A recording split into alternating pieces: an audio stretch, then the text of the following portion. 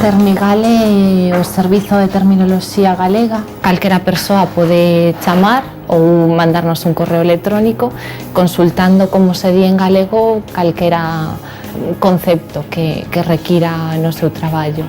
Intentamos contactar con especialistas para ofrecerlles un nome aos novos conceptos que van xurdindo. Ben a raíz do desenvolvemento da ciencia e da técnica, pois a raíz da importación de termos de outras culturas. Intentamos recuperar as palabras de sempre que se usaron no galego para conceptos novos.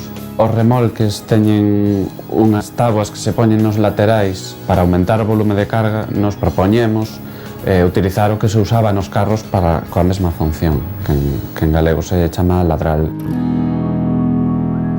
Estamos traballando agora mesmo nun vocabulario de alimentación, porque son os termos de alimentación os que máis se consultan. Por exemplo, como se di en galego, pois o tofu, o sushi.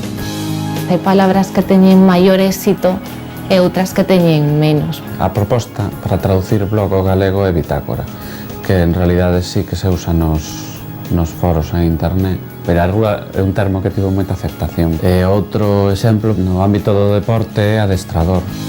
Cada vez é maior o número de persoas que desenvolven certa actividade profesional e que queren desenvolver esa actividade en galego. Teñen certas dúbidas e contactan con nós pois, para solucionalas e buscar unha denominación galega. Ben falado! Sabes onde nos miramos para ver se estamos guapos? Si, na tele. Ves como sabes? Un labrego sabe os nomes todos das pezas do carro, mesmo daquelas que non se ven, e un mariñeiro sabe os nomes todos das pezas da lancha, aínda que non se vexan. Iso é terminoloxía. E para que un científico poida falar das cousas modernas, dos aparatos modernos en galego, necesita ter os nomes técnicos tamén de cada cousa. E iso é terminoloxía. Diso ocúpase o Termigal e todos os que en Galicia traballan en terminoloxía.